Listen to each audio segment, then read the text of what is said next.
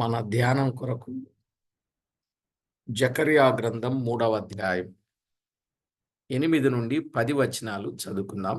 జకర్యా గ్రంథం 3వ అధ్యాయం 8 నుండి 10 వచనాలు. ప్రధాన యాజకుడవైన యెహోషువ, నీ ఎదుట కూర్చుండు నీ సహకారులు సూచనలుగా ఉన్నారు. నీవును వారును నా మాట ఆలకింపవలెను. ఏదనగా, చిగురు అను నా సేవకు నేను రప్పింపబోచున్నాను. యెహోషువ ఎదుట నేనుంచిన రాతిని తేరి చూడుడి. ఆ రాతికి 7 నేత్రములున్నవి. దాని చక్కడపు పని చేయువాడను నేను. ఇదే సైన్యములకు అధిపతియగు యెహోవా వాక్కు. మరియు ఒక దినములోగానే నేను ఈ దేశము యొక్క దోషమును పరిహరించును. ఆ దినమున ద్రాక్ష చెట్ల క్రిందను అంజూరపు చెట్ల క్రిందను కూర్చుండుటకు మీరందరూ ఒకరినొకరు పిలుచుకొని పోవుదురు. ఇదే సైన్యములకు అధిపతియగు యెహోవా వాక్కు. చదవబడిన ఈ లేఖనంపై ప్రార్థన చేసి వాక్యాన్ని ధ్యానం చేద్దాం. ప్రతి ఒక్కరూ ప్రార్థనలో ఏకీభవించండి. జీవాధిపతి అయిన మా దేవ, కరుణా సంపన్నుడా, కృపా సత్య సంపూర్ణుడా, మీ ఘననామానికి వందనములు స్తోత్రములు చెల్లిస్తున్నాం. జకర్యా గ్రంథములో అమూల్యమైన విషయాలు మీరు మాకు తేటపరుస్తూ బయలుపరుస్తూ అందున్న సత్యాలను మా ప్రభువా మాకు అర్థమయ్యే రీతిలో మీరు అందిస్తూ ఉన్నందుకై స్తోత్రము చెల్లిస్తున్నాం. మా ప్రభువా, మీ వాక్యం పట్ల ఆశ కలిగి ఆసక్తి కలిగి పెందలకడనే మీ సన్నిధికి వచ్చుచున్న ప్రతి ఒక్కొక్కరిని బట్టి మిమ్మల్ని ఎంతో స్తుతిస్తున్నాం. మా ప్రాణప్రియుడా, మీరు తోడై ఉండి చేస్తున్న ప్రతి మేలు, ఉపకార మహోపకారములు అన్నింటిని బట్టి మిమ్మల్ని ఎంతో స్తుతిస్తున్నాం. ఈ సమయములో మీ పిల్లలమైన మమ్ము మీరు జ్ఞాపకం చేసుకొని ఆద్యాంతం మీ ఆధ్వర్యములో మమ్మును నడిపించి మహిమ పొందుతారని కోర్చు మా ప్రభువు రక్షకుడైన యేసుక్రీస్తు అమూల్యమైన నామమున స్తోత్రము చెల్లించి స్తుతించి ప్రార్థించి మిక్కిలి వినయముగా బ్రతిమిలాడి వేడుచూ ఉన్నాం మా పరమ తండ్రి. ఆమేన్. ప్రభునందు ప్రియులారా, మనము చదువుకున్న ఈ వచన భాగాలలో 8 నుండి 10 వచనాలలో 7 శ్రేష్టమైన సత్యములున్నవి. 7 శ్రేష్టమైన సత్యములు. 1 సూచనలుగానున్న సహకారులు. 2 చిగురు అనున సేవకుడు. 3 యెహోషువ ఎదుట నుంచిన రాతిని తేరి చూచుట. 4 ఆ రాతికున్న 7 నేత్రములు. 5 దాని చక్కడపు పరిచేయువాడను నేను. 6 ఒక దినములోనే ఈ దేశం యొక్క దోషము పరిహరింతును. 8 చెట్ల క్రింద నిర్భయముగా కూర్చుండుట అనే 7 విషయాలు మనము చదువుకున్నాం. ఇందులో ఉన్న శ్రేష్టమైన సత్యములు ఒక్కొక్కటిగా మనము ధ్యానం చేస్తే, 1 సూచనలుగానున్న సహకారులు. ఈ సూచనలుగా ఉన్న సహకారులు అనే మాటలో పాత నిబంధన ప్రవక్తలే సూచనలుగానున్నారు. పాత నిబంధన ప్రవక్తలే వారు సూచనలుగా ఉన్నట్లు దైవ లేఖనములో మనము చూడవచ్చు. నిజమే ప్రియులారా, దేవుని వాక్యములో వ్రాయబడిన వాస్తవిక సత్యాలు మనము గమనిస్తే, యెషయా గ్రంథం 8వ అధ్యాయం 18వ వచనాన్ని మనము చదువుకున్నప్పుడు అక్కడ వ్రాయబడిన మాట చూడండి. యెషయా గ్రంథం 8వ అధ్యాయం 18వ వచనం.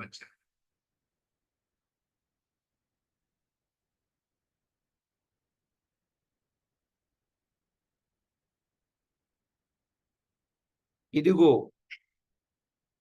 నేనును యెహోవా నాకిచ్చిన పిల్లలను సియోను కొండ మీద నివసించు సైన్యములకు అధిపతియగు యెహోవా వలని సూచనలుగాను మహత్కార్యములుగాను ఇశ్రాయేలీయుల మధ్య ఉన్నాము అన్నాడు. ఇదిగో నేనును యెహోవా నాకిచ్చిన పిల్లలను సియోను కొండ మీద నివసించు సైన్యములకు అధిపతియగు యెహోవా వలని సూచనలుగాను మహత్కార్యములను గాను ఇశ్రాయేలీయుల మధ్య ఉన్నాము అన్నాడు కదా. అవును ప్రియులారా, దేవుని వాక్యములో మనము చూచినప్పుడు 8వ అధ్యాయం 1 నుంచి 4 వచనాలలో కూడా మనము చదువుకున్నప్పుడు నమ్మకమైన సాక్ష్యము పలికేవారుగా, సాక్షులుగా ఇక్కడ ఉన్నట్లు మనము చూడగలం. సరే, ఏది ఏమైనా ప్రవక్తలే పాత నిబంధనలో సూచనలుగా ఉన్నట్లు మనకి అర్థమైంది. అలాగే ఇర్మియాతో దేవుడు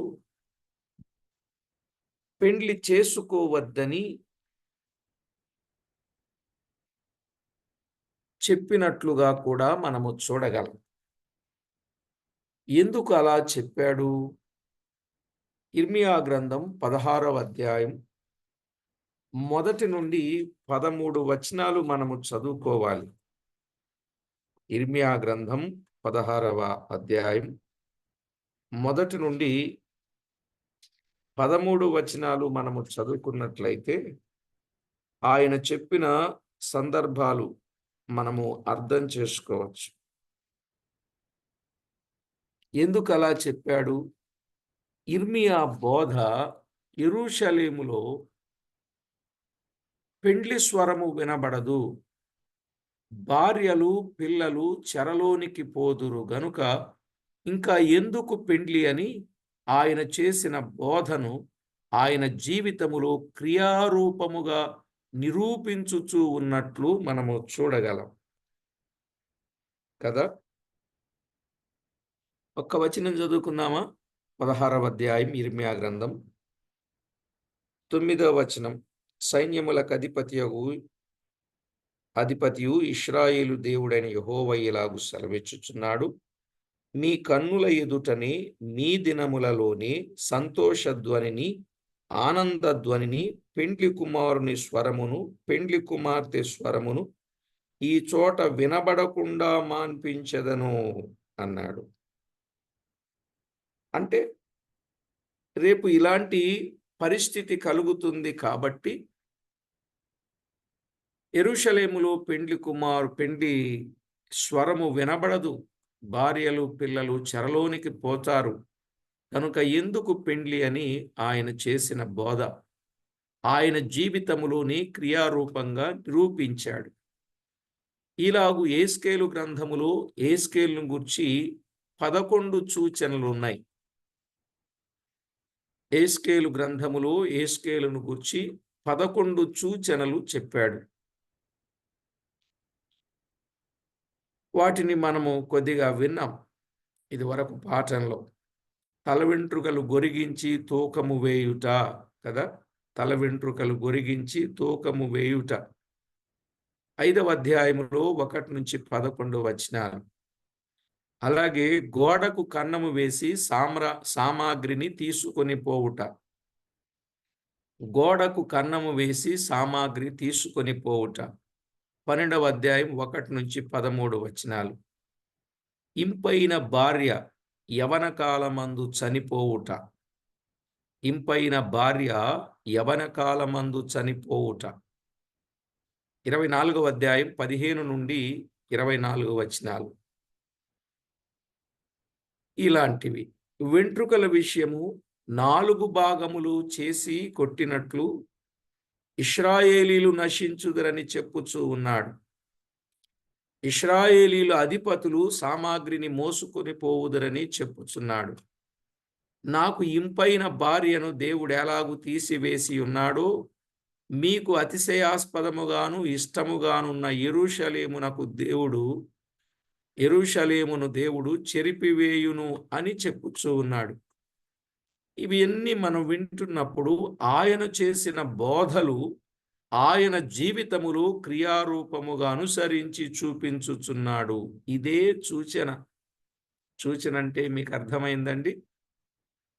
ఇటు యిర్మీయా జీవితంలో గాని, ఇటు యెహెజ్కేలు జీవితంలో గాని వారి అనుభవములో నుండి పాఠాలు నేర్పించాడు.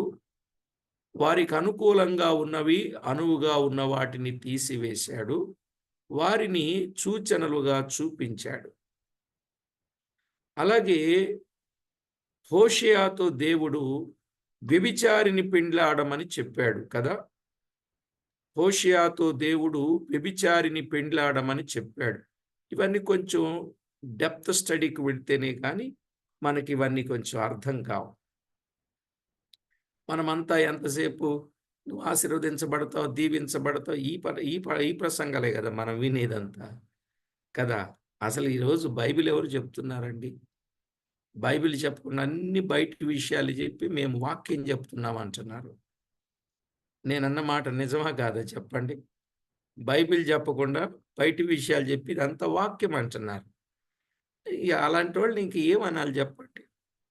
వాళ్ళే ఇప్పుడు సమాజంలో గొప్పోళ్ళు గూడా. ఏది? బైబిల్ విషయాలని చెప్పి బయటి విషయాలు చెప్పేవాళ్ళే గొప్పోళ్ళు. బైబిల్ విషయాలు చెప్పి బయటి విషయాలు చెప్పకపోతే వాళ్ళేమి చేతగానోళ్ళు. అట్లా ఉన్నారు. సరేలెండి. మీరైతే బైబిల్‌ని ప్రేమిస్తున్నారు, వాక్యాన్ని ప్రేమిస్తున్నారు. కాబట్టే పెందలకడనే ప్రభు పాద సన్నిధికి వస్తున్నారు. అందును బట్టి నేను ప్రభువును స్తుతిస్తా. హోషేయతో దేవుడు వ్యభిచారిని పెండ్లాడమని చెప్పినట్లు చూస్తాం. హోషేయ గ్రంథములో మొదటి అధ్యాయం 2-9 వచనాలలో ఆ మాటలు మనము గమనించొచ్చు. హోషేయ గ్రంథం మొదటి అధ్యాయం 2-9 వచనాలు. అలాగే 3వ అధ్యాయం మొదటి వచనములో కూడా ఆ విషయాన్ని చెప్పినట్లు మనము చూడగలం. ప్రియులారా, దేవుని వాక్యములో వ్రాయబడిన మాటలు ఒక్కొక్కటిగా మనము జ్ఞాపకం చేసుకున్నప్పుడు ఎన్నో అమూల్యమైన సంగతులు మనకి అర్థమవుతా ఉన్నాయి. హోషేయ గ్రంథములో 3వ అధ్యాయం కనీసం మొదటి వచనం చదువుతాను. మరియు యెహోవా నాకు సెలవిచ్చినదేమనగా, ఇశ్రాయేలీయులు ద్రాక్ష పండ్ల అడలను కోరి ఇతర దేవతలను పూజించినను యెహోవా వారిని ప్రేమించినట్లు దాని ప్రియునికి ఇష్టురాలైన వ్యభిచారిణియగు దాని యొద్దకు నీవు పోయి దానిని ప్రేమించుము అన్నాడు. దానిని ప్రేమించుము అన్నాడు. ఎవరిని? ఇష్టురాలైన వ్యభిచారిణియగు దాని యొద్దకు పోయి అన్నాడు. ఆ భార్య వెళ్ళిపోయిన తీసుకు తెచ్చుకొనవలెను అనే భావం ఇందులో కనబడతా ఉంది. భార్య వెళ్ళిపోయింది, ఆమెను తీసుకు తెచ్చుకో. ప్రజలు వ్యభిచారిని పెండ్లి చేసుకొనుటయే పొరపాటు. మరి వెళ్ళి పోయినది గదా, మరలా ఎందుకు తీసుకొని వచ్చుట అను భావము కనబడతా ఉన్నది కదా. హోషేయ బోధ వ్యభిచారి అయి వెళ్ళిపోయిన భార్య నేనెలాగు తెచ్చుకోను అని అనకుండా, వెళ్ళిపోయిన భార్యను నేనెలాగు తెచ్చుకున్నానో, ఇశ్రాయేలీయులారా మీరు భ్రష్టులై చెడిపోయినను తిరిగి నా యొద్దకు రమ్మని ఆయన చెప్పుచున్నాడు. ఎంత గొప్ప సూచన చెప్పాడో చూడండి. మీరు భ్రష్టులై చెడిపోయినను తిరిగి ఆయన యొద్దకు రమ్మని ఆయన చెప్పుచూ ఉన్నాడు. ఆయన బోధ బ్రతుకు ద్వారా చూపించుచూ ఉన్నది. బోధకు బ్రతుకుకు సంబంధం లేని సేవ ఈనాడు చాలా మంది చేస్తున్నారు. నేను వారిని విమర్శ చేయాలని కాదు గాని, ఇక్కడ చూడండి, ఆయన బోధ బ్రతుకు ద్వారా చూపించుచూ ఉన్నట్లు చూస్తాం. మరి ఇదే సూచన అంటే. నేడు మన జీవితాలు కూడా ఇలాగు మనము చెప్పే బోధలు, ప్రవర్తన ద్వారా లోకానికి రుజువు చేయుచున్నామా అనే ప్రశ్న మనం వేసుకోవాలి. బోధ వేరు, బ్రతుకు వేరుగా ఉన్నది కదా! బోధ వేరు, బ్రతుకు వేరుగానున్నట్లు చూస్తాం. ఇశ్రాయేలీల ప్రవక్తలు సూచనలుగానున్నట్లు మనము కూడా ఈ లోకములో ప్రభువు కొరకు సూచనలుగా కనబడాలి. అనగా మనము ప్రకటించు వర్తమానం మన అనుదిన జీవితములో కనపరచు వారముగా ఉండవలెనని ప్రభువు కోరుచూ ఉన్నాడు. మనం ఏదైతే చెబుతున్నామో ఆ వర్తమానం మన జీవితంలో కనబడాలి. అలాగు కనబడుట అది ఎంతో ప్రయోజనకరం. మరియు జకర్యా గ్రంథం 3వ అధ్యాయం 8వ వచనములో, నీవును వారును నా మాట ఆలకింపవలెను అన్నాడు కదా! 8వ వచనములో సాకారులుగా ఉన్నారు. నీవును వారును నా మాట ఆలకింపవలెను అన్నాడు. అవును, సమూయేలు మొదటి గ్రంథం 15వ అధ్యాయం 22లో ఉన్నట్టు, పొట్టేళ్ల క్రొవ్వు అర్పించుట కంటే మాట వినుట శ్రేష్టం అనుంది కదా! పొట్టేళ్ల క్రొవ్వు అర్పించుట కంటే మాట వినుట శ్రేష్టం. కనుక మన ఆరాధనలు గాని, ప్రార్థనలు గాని దేవునికి ఇంపుగా ఉన్నాయని అనుకుంటాం. ప్రియులారా, మన ఆరాధనలు, ప్రార్థనలు, సేవ చేయుట కంటే ఆయన మాట వినుట శ్రేష్టం. ఆయన మాట వినకుండా మీరు ఆరాధనలు చేసినా, ప్రార్థనలు చేసినా, సేవ చేసినా మంచిది కాదు. ఆయనకి ఇష్టలముగా జీవించుట, ఆయన చెప్పినది చేయుట అది ప్రయోజనకరం. అదే కదా! మనం ఏం చేస్తామంటే ఆయన చెప్పినట్టు చేయం గాని మనం అనుకున్నట్టుగా మనం ఎన్నో చేస్తూ ఉంటాం. తప్పు కదా! జకర్యా గ్రంథం 6వ అధ్యాయం 15వ వచనంలో ఏమని చెప్తున్నాడు? జకర్యా గ్రంథం 6వ అధ్యాయం 15వ వచనం, దూరముగా ఉన్నవారు వచ్చి యెహోవా ఆలయము కట్టుదురు, అప్పుడు యెహోవా నన్ను మీ వద్దకు పంపెనని మీరు తెలుసుకొందురు. మీ దేవుడైన యెహోవా మాట మీరు జాగ్రత్తగా ఆలకించిన ఎడల ఇలాగు జరుగును అన్నాడు.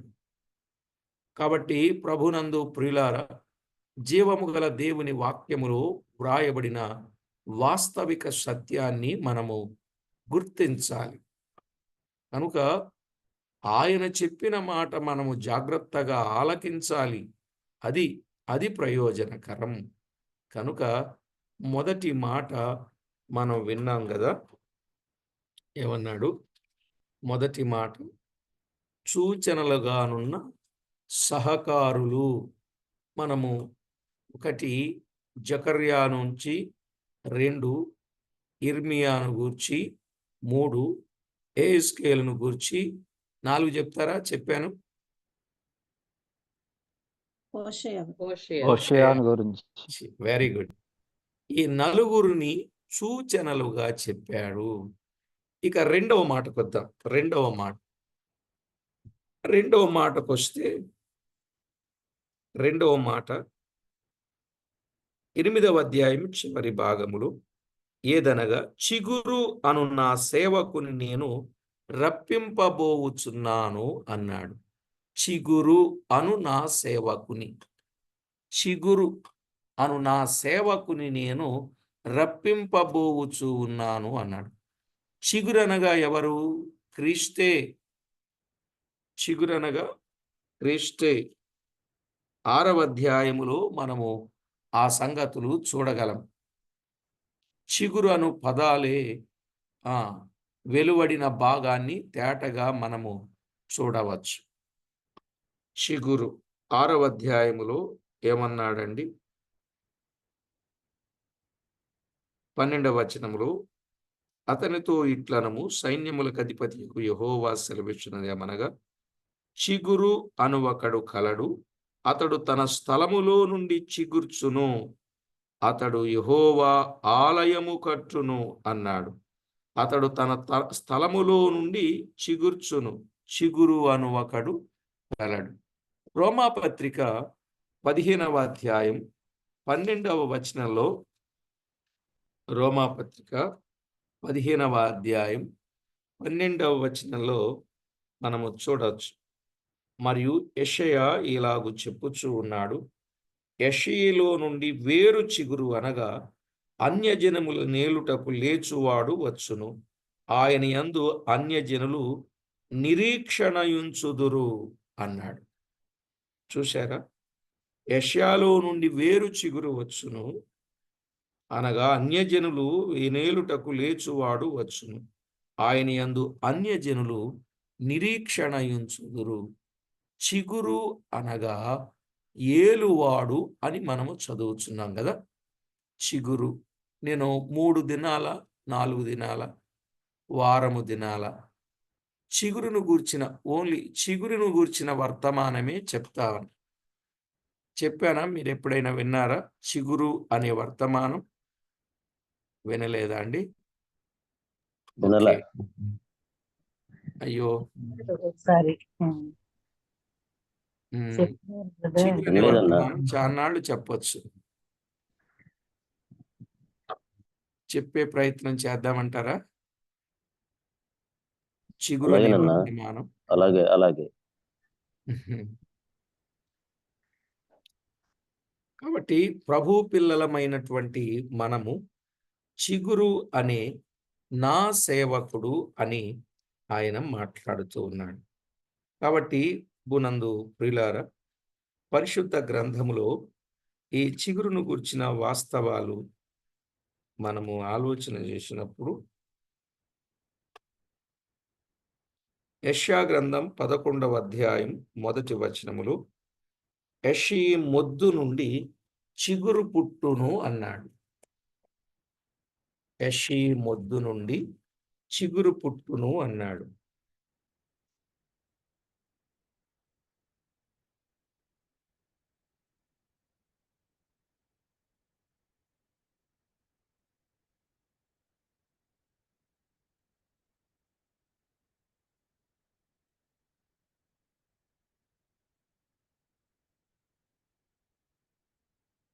ఈ చిగురు ఏ చిగురు?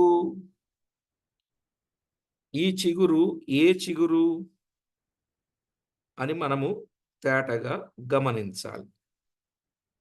యెషయి మొద్దు నుండి చిగురు పుట్టును అన్నాడు కదా. యెషయా గ్రంథం 6వ అధ్యాయం 13వ వచనం. ఈ చిగురు ఏ చిగురో క్లుప్తంగా చెప్పేస్తాను నేను. అన్ని రోజులు చెప్పేది చాలా క్లుప్తంగా, షార్ట్ కట్ లో చెప్తాను. జాగ్రత్తగా వినండి. యెషయా గ్రంథం 6వ అధ్యాయం 13వ వచనం. దానిలో 10వ భాగము మాత్రము విడువబడినను అదియును నాశనమగును. సింధూర మస్తకి వృక్షములు నరుకబడిన తరువాత అది మిగిలియుండు మొద్దు వలె నుండును. అట్టి మొద్దు నుండి పరిశుద్ధమైన చిగురు పుట్టును అన్నాడు. చిగురు అనే నా సేవకుడు పరిశుద్ధమైన చిగురు అన్నాడు కదా. పరిశుద్ధమైన చిగురు పుట్టును. ఎక్కడి నుండి? మొద్దు నుండి అన్నాడు. మొద్దు నుండి, యెషయి మొద్దు నుండి చిగురు పుట్టును. అది పరిశుద్ధమైన చిగురు. దానికి మరొక పేరేంటంటే నీతి చిగురు అని. ఇర్మియా గ్రంథం 33వ అధ్యాయం 15-16 వచనాలలో, ఇర్మియా గ్రంథం 33వ అధ్యాయం 15-16 వచనాలలో నీతి చిగురు అని వ్రాయబడింది. నీతి చిగురు అని వ్రాయబడింది. రైట్. ఆ చిగురు నీతి చిగురు. ఎవరనుకున్నాం ఆ చిగురు? జకర్యా గ్రంథం 3:8లో నా సేవకుడైన చిగురు. ఆ చిగురు ఒకటి పరిశుద్ధమైన చిగురు, లేదా నీతిమంతుడైన చిగురు, లేక నీతి చిగురు. రెండవదిగా యెషయా గ్రంథం 11వ అధ్యాయం 1వ వచనం. యెషయా గ్రంథం 11వ అధ్యాయం మొదటి వచనములో, యెషీ మొద్దు నుండి చిగురు పుట్టును, వాని వేరుల నుండి అంకురము ఎదిగి ఫలించును. ఈ చిగురుకి ఇంకొక పేరు. ఒకటి పరిశుద్ధమైన చిగురు, 2 ఫలించిన చిగురు. ఫలించు చిగురు. అర్థమైందండి? ఫలించు చిగురు. మూడవది పరమగీతముల గ్రంథం 4వ అధ్యాయం. పరమగీతముల గ్రంథం 4వ అధ్యాయం 13, 14 వచనాలు చదువుకుందాం. పరమగీతముల గ్రంథం 4వ అధ్యాయం 13, 14 వచనాలు. నీ చిగురులు దాడిమ వనము, వింతైన శ్రేష్ఠ ఫలవృక్షములు, కర్పూర వృక్షములు, జటామాంసి వృక్షములు.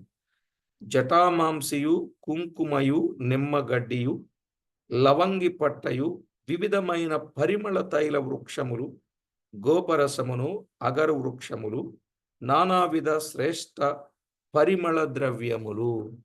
ఇక్కడ ఈ చిగురు పరిమళించు చిగురు. నేనన్నీ 7 పాయింట్స్ కనీసం చెప్తాను మీకు. అన్ని మీదే చెప్తాను. 1 పరిశుద్ధమైన చిగురు, 2 ఫలించు చిగురు. ఎప్పుడైతే అది ఫలిస్తుందో అది పరిమళములు వ్యాపించు చిగురు. పరిమళములను వ్యాపింపజేయు చిగురు. అలాగునని 4వదిగా యెషయా గ్రంథం 11వ అధ్యాయం. యెషయా గ్రంథం 11వ అధ్యాయం 10వ వచనాన్ని మనము చదివితే, ఆ దినమున ప్రజలకు ధ్వజముగా నిలుచుండు యెషయి వేరు చిగురు నద్ద జనములు విచారణ చేయును. ఆయన విశ్రమ స్థలము ప్రభావము గలదగును. ఆయన విశ్రమ స్థలము ఏది? ఆ చిగురు యొక్క విశ్రమ స్థలము ప్రభావము గలదగును. నేను ఇలా పేరు పెట్టుకున్నా, ప్రభావము గల చిగురు. ఏ చిగురు? ఆ చిగురు ప్రభావము గల చిగురు. ప్రభావము గల చిగురు అన్నాడు. ఇక 5వదిగా ఇర్మియా గ్రంథం 23వ అధ్యాయం. ఇర్మియా గ్రంథం 23వ అధ్యాయం 5, 6 వచనాలు మనము చదువుకుంటే, ఇర్మియా గ్రంథం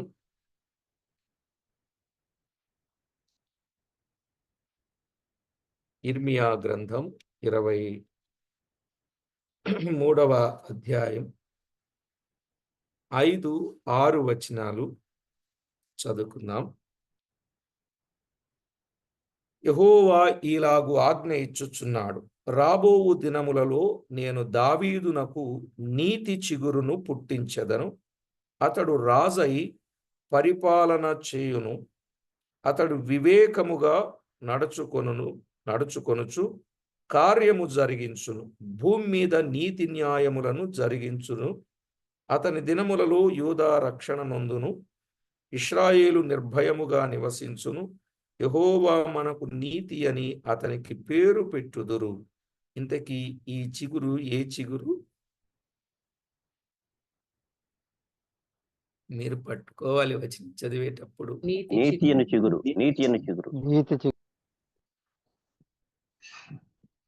నేను అన్ని మీద చెప్తానని చెప్పా. అన్నానండి? ఒకటి పరిశుద్ధమైన చిగురు, 2 ఫలించు చిగురు, 3 పరిమళించు చిగురు, 4 ప్రభావము గల చిగురు, 5 ఇక్కడ ఉందిగా. మీరు ఎక్కడికో వెళ్ళిపోయారు. 5వ వచనంలో చూడండి, నేను దావీదునకు నీతి చిగురును పుట్టించెదను. అతడు రాజై పరిపాలన చేయును అన్నాడు. రాజై పరిపాలన చేయును. ఇప్పుడు చెప్పండి ఏ చిగురు?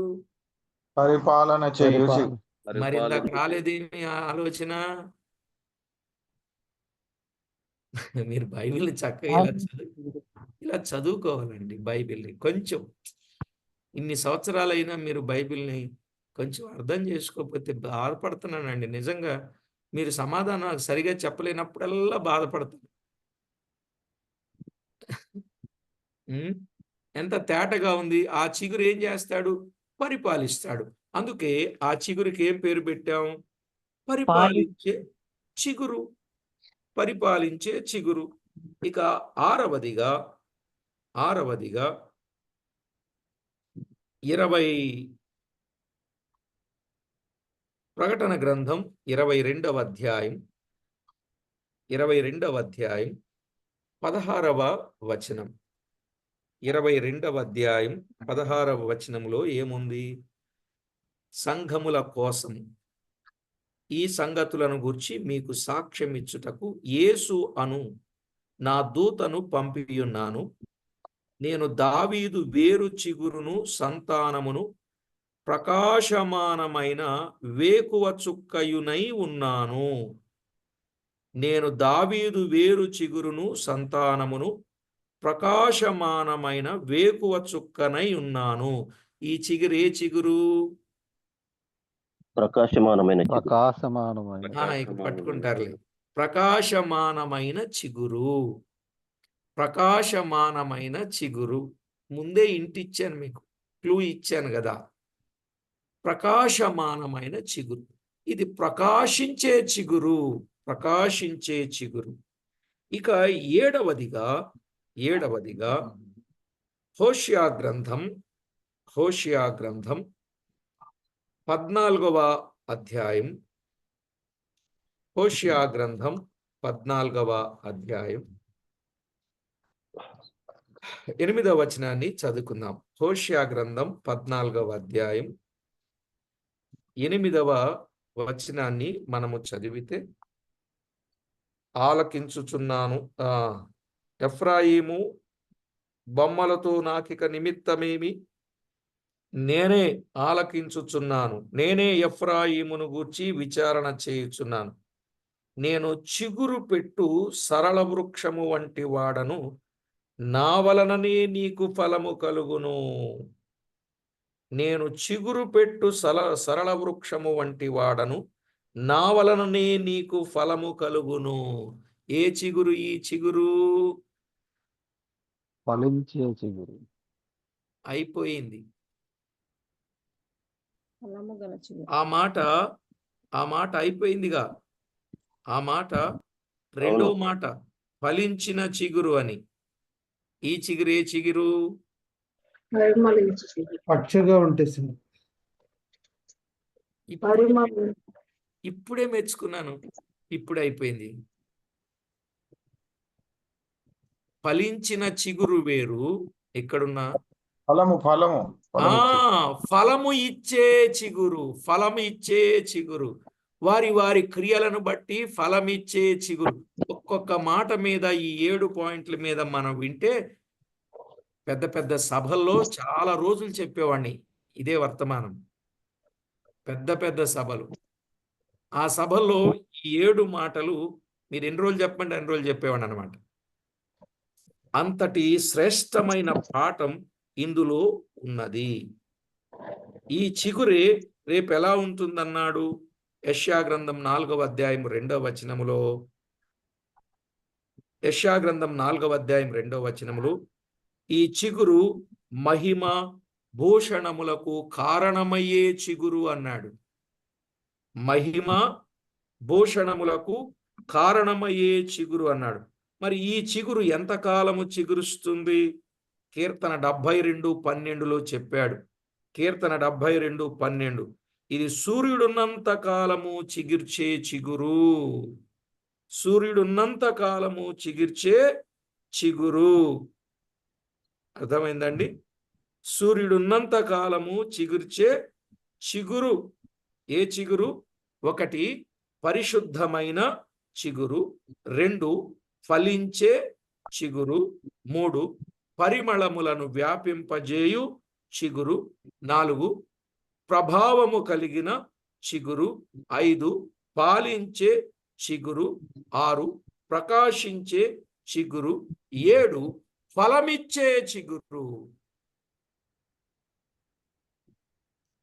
ఈ చిగురును గురించి ఎంతో తేటగా వ్రాయబడింది. ఆ చిగురు నా సేవకుడైన చిగురు అన్నాడు. 6వ అధ్యాయం జకర్యా గ్రంథంలో 12వ వచనంలో ఆలయము కట్టే చిగురు, ఆలయము కట్టే చిగురు, ఈ చిగురు ఆలయము కట్టే చిగురు అని చెప్పాడు. కాబట్టి ప్రభునందు ప్రియులారా, ఈ చిగురును గుర్చిన వాస్తవిక సత్యాలు చాలానే ఉన్నాయి. మనము ఒక్కొక్కటిగా ధ్యానం చేస్తే మనకు గొప్ప పాఠం వ్రాయబడి ఉంటుంది.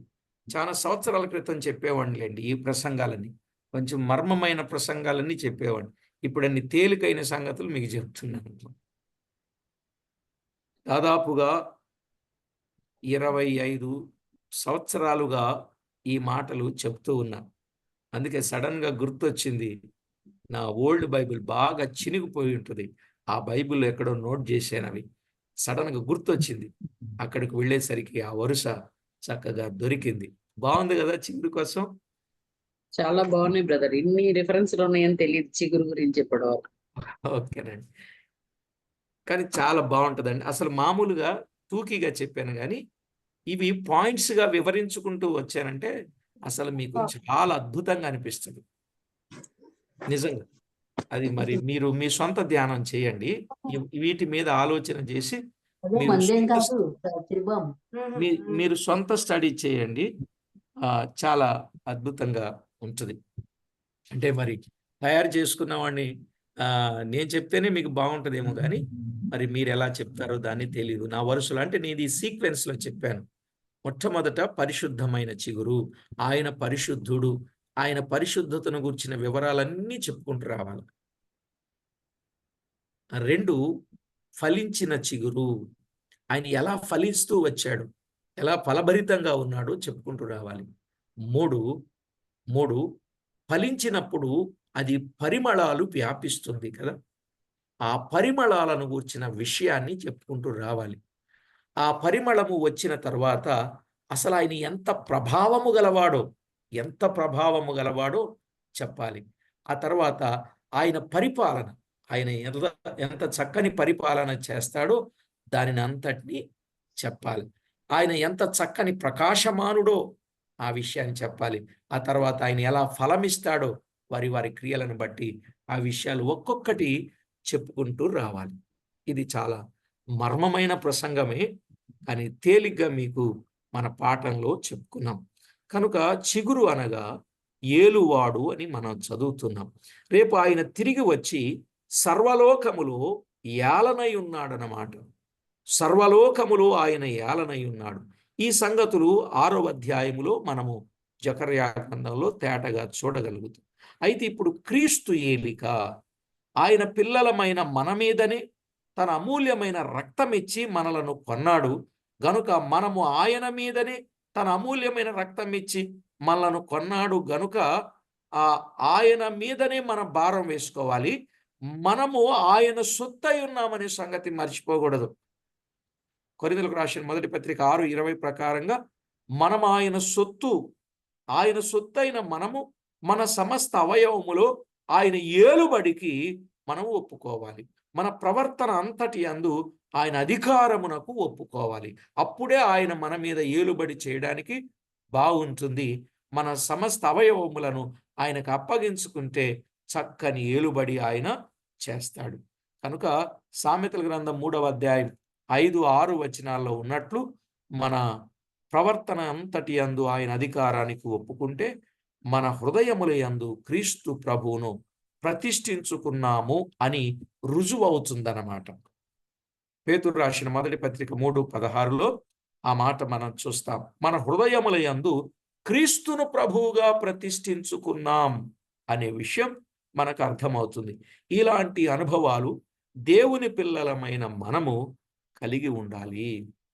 కాబట్టి ఇర్మియా గ్రంథం 23వ అధ్యాయం 5లో రాజైన చిగురనియు, ఇక్కడ సేవకుడైన చిగురనియు, 6వ అధ్యాయం 12వ వచనంలో నరుడైన చిగురనియు, యెషయా గ్రంథం 4వ అధ్యాయం 2లో యెహోవా అయిన చిగురనియు మనం చదువుతున్నాం. ఈ 4 పదాలు అలా చెప్పనా? ఈ 4 పదాలు నెంబర్ 1 ఇర్మియా గ్రంథం 23వ అధ్యాయం 5వ వచనంలో ఆయన రాజైన చిగురు, ఆయన రాజైన చిగురు.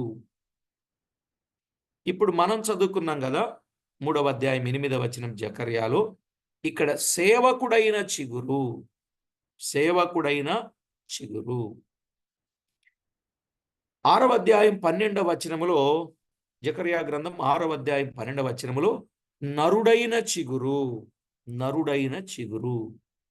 యెషయా గ్రంథం 4వ అధ్యాయం 2వ వచనములో యెహోవా అయిన చిగురు, యెహోవా అయిన చిగురు. రాజైన చిగురు, సేవకుడైన చిగురు, నరుడైన చిగురు, యెహోవా అయిన చిగురు. ఇప్పుడు చిగురు అంటే ఏమనుకున్నారు? చిగురు అంటే ప్రభు అయిన యేసుక్రీస్తు అనే ఒక భావం, రాజు అనే ఒక భావం, సేవకుడనే భావం, నరుడైన భావం, యెహోవా అనే భావం. ఈ సంగతులన్నీ తెలిసినప్పుడే యెహోవా ఎవరో తేటగా మనకు అర్థమవుద్ది. ఇది అర్థం కాక పోట్లాట పెట్టుకొని రకరకాల మాటలు చెప్పేవాళ్ళు తయారైపోతున్నారు. సరేలేండి, వాళ్ళకి అలాగ అర్థమైంది, చెప్పుకుంటూ పోనివ్వండి. కనుక ఈవేళ కల్ట్స్ అనేవి ఎక్కువగా ఉన్నాయి, దుర్బోధలు అంటారు వాటిని. వాటి విషయంలో మనం జాగ్రత్తగా ఉండాలి. ఈ 4 పదములు 4 సువార్తలలో వినబడతా ఉన్నాయి. ఈ 4 క్రీస్తు ప్రభువునే సూచిస్తా ఉన్నాయి, ఈ 4 మాటలు కదా. మత్తయి సువార్తలో క్రీస్తు యేసు రాజుగా కనబడతాడు. మత్తయి సువార్తలో క్రీస్తు ఎలా కనపడతాడు? యేసు రాజుగా కనపడతాడు. మార్కులో సేవకుడుగా కనబడతాడు, మార్కులో సేవకుడుగా కనబడతాడు. అవును కదా.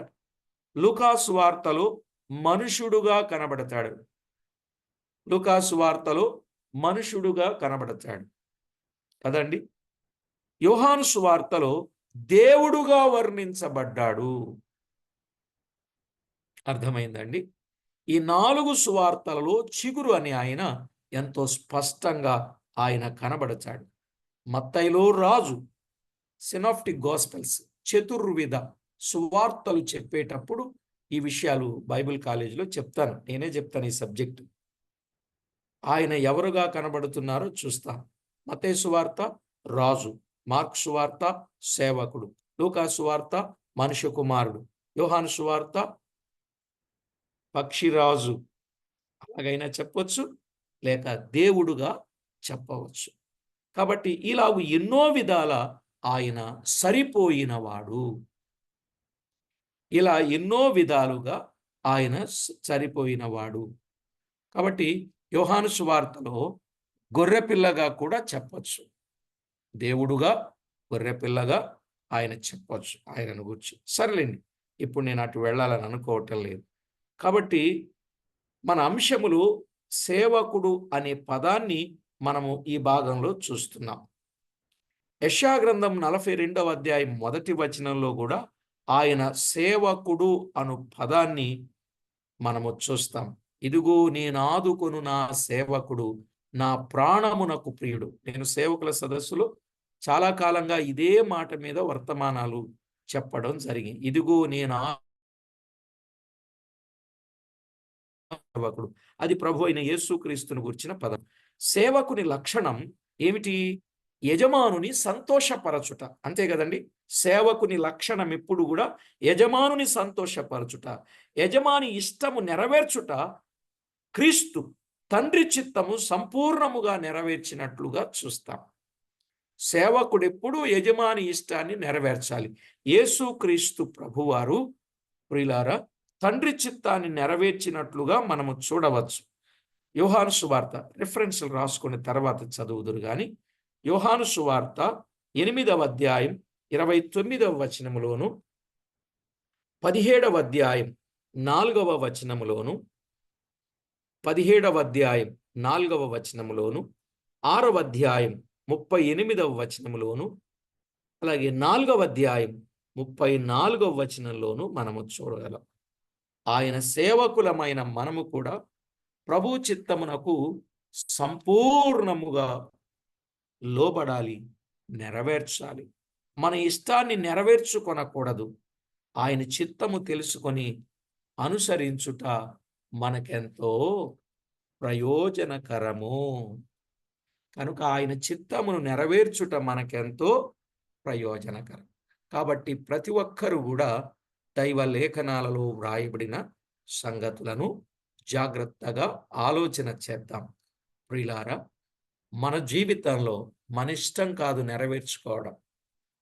దేవుని చిత్తమేమై ఉన్నది, దేవుని ఇష్టమేమై ఉన్నది, అది నేను నెరవేర్చాలి అని ప్రతి ఒక్కరూ ఆలోచన చేసి ప్రభువుకెంతో మహిమ తెచ్చేవారుగా ఉండాలని ప్రభు పక్షంగా ప్రేమతో మనవి చేస్తూ ప్రార్థన చేసుకుందాం. పరిశుద్ధుడవైన మా తండ్రి, మీ ఘననామానికి వందనములు, స్తుతులు, స్తోత్రములు చెల్లిస్తూ ఉన్నాం. మా ప్రభువా, మమ్మను మీరు ప్రేమించారు, మీ కృపతో జ్ఞాపకం చేసుకున్నారు. మీ రెక్కల నీడలో మమ్మను బలపరచి, భద్రపరచి, క్షేమమును మీరు మాకు అనుగ్రహింపజేస్తూ ఉన్నారు. అందుకొరకై కృతజ్ఞతలు చెల్లిస్తున్నాం. మా ప్రభువా, మా బ్రతుకులో మీరు చేసిన మేలులన్నింటిని బట్టి మిమ్మును మేము స్తుతిస్తున్నాం. ఎనలేని కృపను మాకిచ్చారు. అందుకై కృతజ్ఞతలు అర్పిస్తున్నాం. మా ప్రభువా, చేరి వచ్చిన మీ పిల్లలు మీ వాక్యం పట్ల ఆసక్తి కలిగి ఎన్నో ఆధ్యాత్మిక సత్యాలు నేర్చుకునే కృపనిచ్చినందుకై స్తోత్రములు. చేరి వచ్చిన ప్రతివారు మీకెంతో మహిమ తేగలుగునట్లు సిద్ధపరచమని, తోడై ఉండి కాపాడమని కోరుచు, మా ప్రభు అయిన యేసు క్రీస్తు అమూల్యమైన నామమున స్తోత్రము చెల్లించి, స్తుతించి, ప్రార్థించి, మిక్కిలి వినయముగా బ్రతిమిలాడి వేడుచూ ఉన్నాం మా పరమ తండ్రి. ఆమేన్.